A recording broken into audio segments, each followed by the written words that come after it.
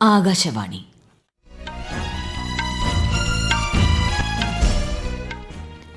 നമസ്കാരം. വാർത്തകൾ വായിക്കുന്നത് സീന ആന്റണി.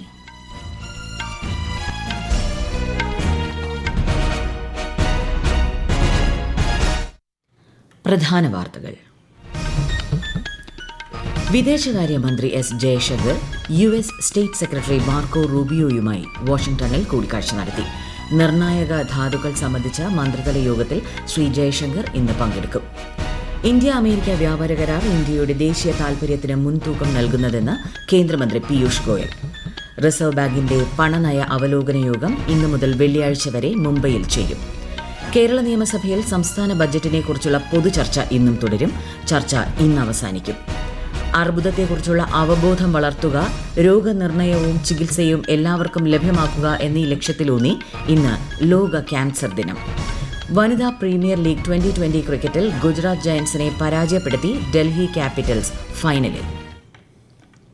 വാർത്തകൾ വിശദമായി.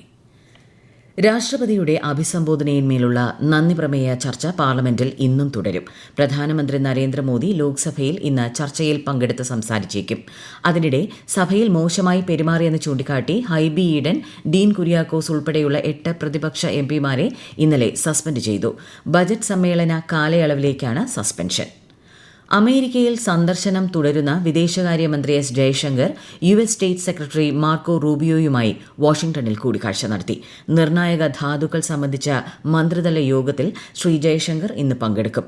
വ്യാപാരം, ഊർജ്ജം, ആണവ പ്രതിരോധം, നിർണായക ധാതുക്കൾ, സാങ്കേതിക വിദ്യ തുടങ്ങിയ വിഷയങ്ങൾ ചർച്ച ചെയ്തതായി വിദേശകാര്യമന്ത്രി പറഞ്ഞു.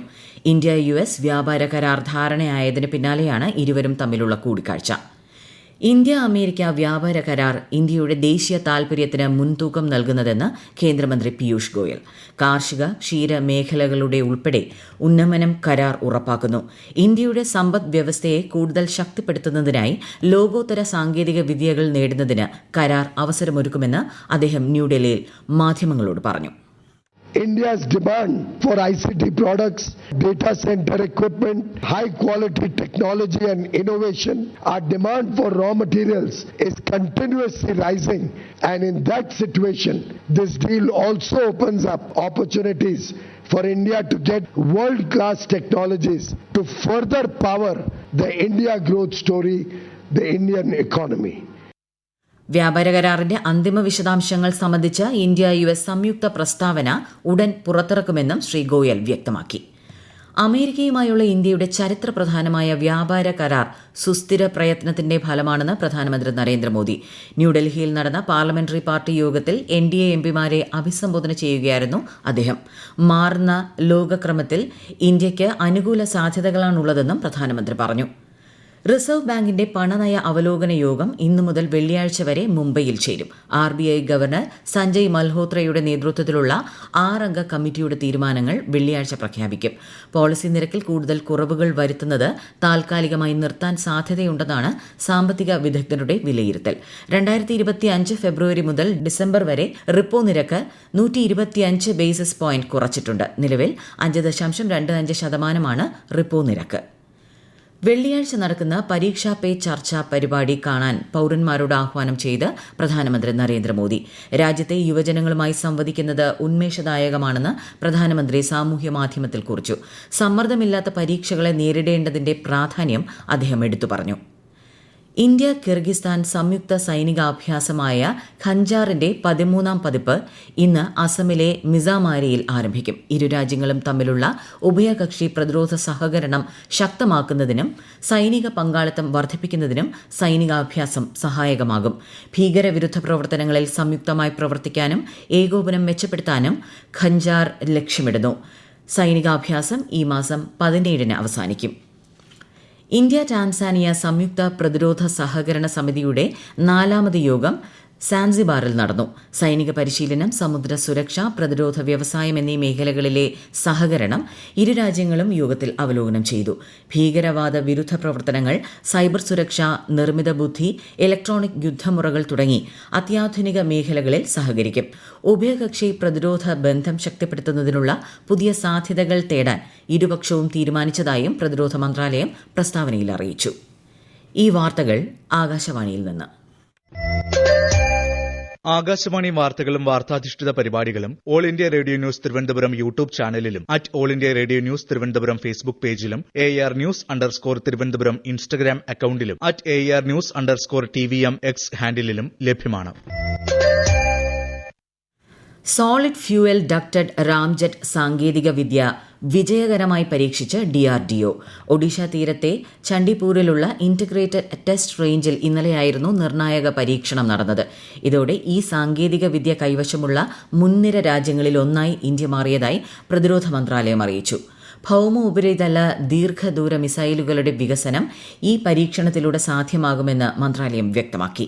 SFDR സാങ്കേതിക വിദ്യ വിജയകരമായി പരീക്ഷിച്ച DRDOയെയും വ്യവസായ പങ്കാളികളെയും രാജ്യരക്ഷാമന്ത്രി രാജ്നാഥ് സിംഗ് അഭിനന്ദിച്ചു. കേരള നിയമസഭയിൽ ബജറ്റിനെക്കുറിച്ചുള്ള പൊതുചർച്ച ഇന്ന് 3ാം ദിനവും തുടരും. കൂടുതൽ വിവരങ്ങളുമായി ആകാശവാണി ലേഖകൻ സ്മിതി M. പള്ളുരുത്തി. ഇന്നത്തെ ബജറ്റ് ചർച്ച ആരംഭിക്കുന്നതിന് മുൻപായി ചട്ടം 118 അനുസരിച്ച് മുഖ്യമന്ത്രി പിണറായി വിജയൻ അവതരിപ്പിക്കുന്ന സർക്കാർ പ്രമേയം സഭയിൽ എത്തുന്നുണ്ട്.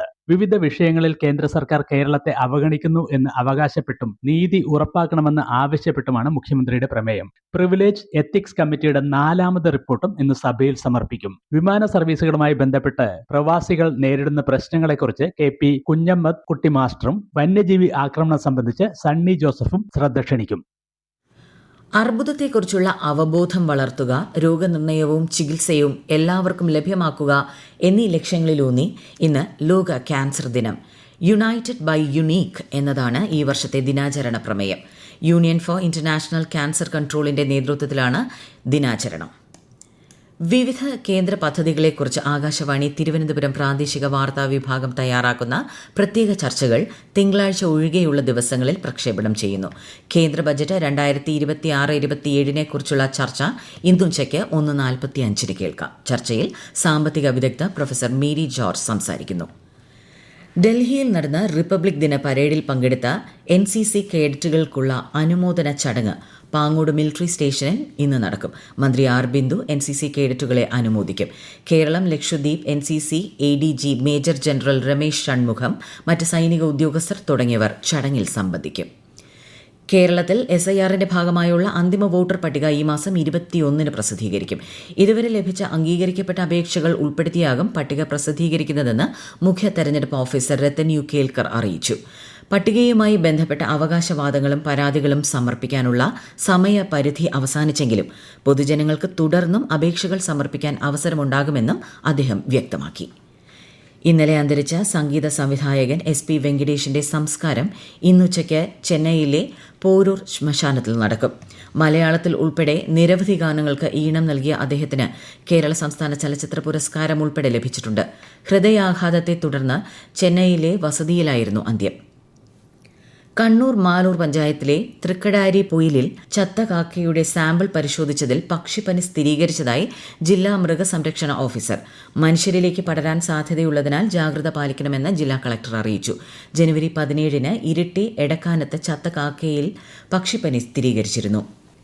വനിതാ പ്രീമിയർ ലീഗ് 2020 ക്രിക്കറ്റിൽ ഇന്നലെ നടന്ന സെമി ഫൈനലിൽ ഗുജറാത്ത് ജയന്റ്സിനെ ഡൽഹി ക്യാപിറ്റൽസ് 7 വിക്കറ്റിന് പരാജയപ്പെടുത്തി. 169 റൺസ് വിജയലക്ഷ്യം പിന്തുടർന്ന ഡൽഹി ക്യാപിറ്റൽസ് 15.4 ഓവറിൽ 3 വിക്കറ്റ് നഷ്ടത്തിൽ ലക്ഷ്യം കണ്ടു. ഫൈനൽ പോരാട്ടത്തിൽ നാളെ ഡൽഹി ക്യാപിറ്റൽസ് റോയൽ ചലഞ്ചേഴ്സ് ബംഗളൂരുവിനെ നേരിടും. അണ്ടർ-19 പുരുഷ ഏകദിന ലോകകപ്പ് ക്രിക്കറ്റ് 2ാം സെമി ഫൈനലിൽ ഇന്ത്യ ഇന്ന് അഫ്ഗാനിസ്ഥാനെ നേരിടും. സിംബാബ്വെ ഹരാരെ ക്രിക്കറ്റ് സ്റ്റേഡിയത്തിൽ ഉച്ചയ്ക്ക് 1 മണിക്ക് മത്സരം ആരംഭിക്കും. പ്രധാന വാർത്തകൾ വീണ്ടും. വിദേശകാര്യമന്ത്രി S. Jaishankar US state secretary Marco റൂബിയോയുമായി വാഷിംഗ്ടണിൽ കൂടിക്കാഴ്ച നടത്തി. നിർണായക ധാതുക്കൾ സംബന്ധിച്ച മന്ത്രിതല യോഗത്തിൽ ശ്രീ ജയശങ്കർ ഇന്ന് പങ്കെടുക്കും. ഇന്ത്യ-അമേരിക്ക വ്യാപാര കരാർ ഇന്ത്യയുടെ ദേശീയ താൽപര്യത്തിന് മുൻതൂക്കം നൽകുന്നതെന്ന് കേന്ദ്രമന്ത്രി പീയൂഷ് ഗോയൽ. റിസർവ് ബാങ്കിന്റെ പണനയ അവലോകന യോഗം ഇന്നു മുതൽ വെള്ളിയാഴ്ച വരെ മുംബൈയിൽ ചേരും. കേരള നിയമസഭയിൽ സംസ്ഥാന ബജറ്റിനെക്കുറിച്ചുള്ള പൊതുചർച്ച ഇന്നും തുടരും. ചർച്ച ഇന്ന് അവസാനിക്കും. അർബുദത്തെക്കുറിച്ചുള്ള അവബോധം വളർത്തുക, രോഗനിർണയവും ചികിത്സയും എല്ലാവർക്കും ലഭ്യമാക്കുക എന്നീ ലക്ഷ്യങ്ങളിലൂന്നി ഇന്ന് ലോക ക്യാൻസർ ദിനം. വനിതാ പ്രീമിയർ ലീഗ് 2020 ക്രിക്കറ്റിൽ ഗുജറാത്ത് ജയന്റ്സിനെ പരാജയപ്പെടുത്തി ഡൽഹി ക്യാപിറ്റൽസ് ഫൈനലിൽ. വാർത്തകൾ കഴിഞ്ഞു. അടുത്ത വാർത്താ പ്രക്ഷേപണം 11 മണിക്ക്.